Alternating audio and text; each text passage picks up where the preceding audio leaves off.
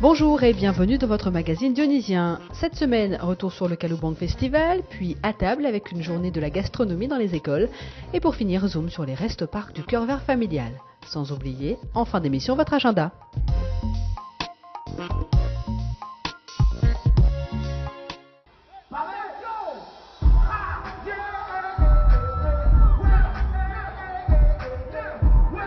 De l'incontournable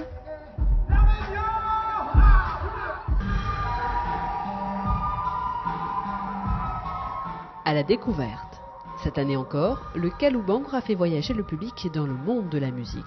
Le festival dionysien a comme à son habitude assuré la fête avec une programmation entre têtes d'affiche et découvertes. Corée du Sud, Cuba, Brésil, Réunion, France et bien d'autres pays étaient représentés par leurs artistes de talent. L'un des plus attendus a été l'ex-membre de Sniper, alias Blacko. Le chanteur aux origines réunionnaises n'a pas manqué de rappeler son attachement à l'île.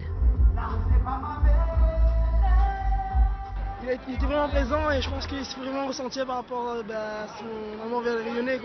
Il aime vraiment son île, ça se voit. Très bien le concert. Ouais. À refaire. Blacko, comment t'es? Ah ben t'es là, t'es dedans comme tout le temps. Ouais. Moi j'aime toutes les chansons de Pixel et de Blacko. De Blacko à Pixel, le rap était bien dans la place et le public toujours présent.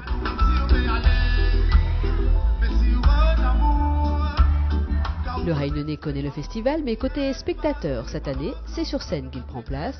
Le Kalubank, c'est aussi l'occasion pour lui d'aller à la rencontre des autres artistes. On n'avait pas lié le programme, et du coup, comme on a lié le programme, on a beaucoup de pays différents, on a beaucoup de trucs à apporter à nous aussi, je pense. Donc ouais, c'est l'occasion de faire un petit tour et d'écouter ce que Miss a fait.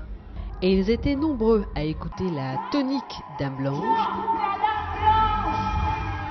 ou à se délecter de la pétillante Agathe Iracema.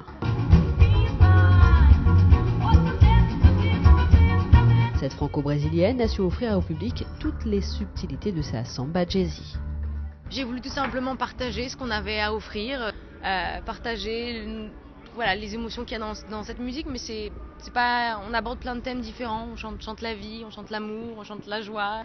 Cette année, outre les 4 scènes, une piste de danse assez particulière est venue enrichir le festival. La Silent Party comprenait une fête sans bruit après place. La musique des DJ diffusée grâce à un casque, le public a apprécié.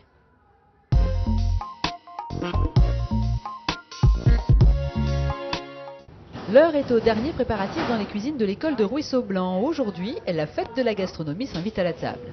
Méli-mélo de papaye, carottes et choux version sucrée-salée, curry de poulet au lait de coco et salade de fruits frais et son sirop léger à la vanille fait maison. Voilà donc le menu concocté dans les 67 cuisines scolaires de Saint-Denis à l'occasion de cette journée. Bon, au niveau préparatif, c'est sûr que c'est long. Parce qu'il y a les papayes qui arrivent en entier, les citrouilles en entière, le pastèque aussi, l'ananas, il faut la nettoyer. Donc on est toute une équipe.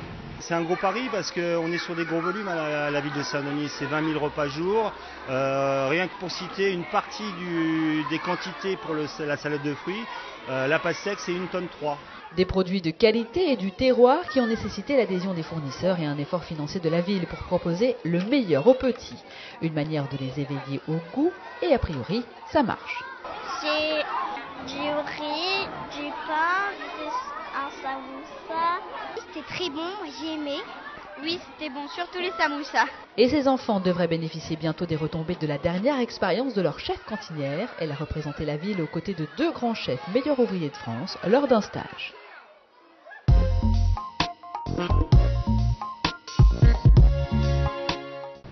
Au feu, mijotent son désormais célèbre Carré la pâte cochon. Thomas Carrère, cuisinier de son état et gérant de l'un des restos-parcs du Cœur Vert familial, valorise les plats traditionnels réunionnais.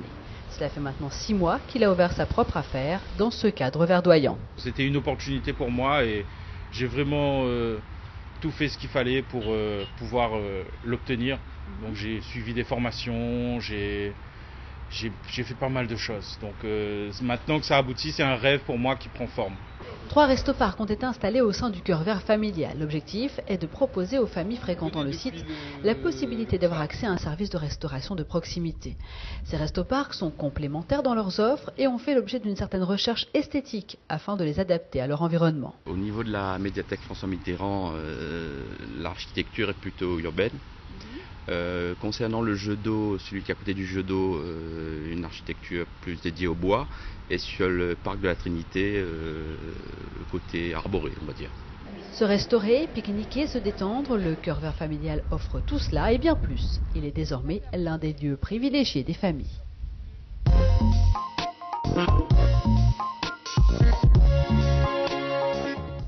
Conférences, méditations, spectacles sont au programme de la semaine de la non-violence jusqu'au 3 octobre. Retrouvez toute la programmation sur le site de la ville www.saintdenis.re. Ce samedi 3 octobre, votre marché de nuit vous attend sur le Barachois à partir de 19h. Venez encourager les équipes engagées dans le relais de Saint-Denis. Le départ sera donné à 8h ce dimanche 4 octobre près de l'ancien hôtel de ville. Et puis sachez que l'arrivée du Tour de l'île cycliste se fera sur le Barachois ce dimanche 4 octobre. Soyez au rendez-vous dès 14h. Dionysité, c'est terminé pour aujourd'hui. À la semaine prochaine.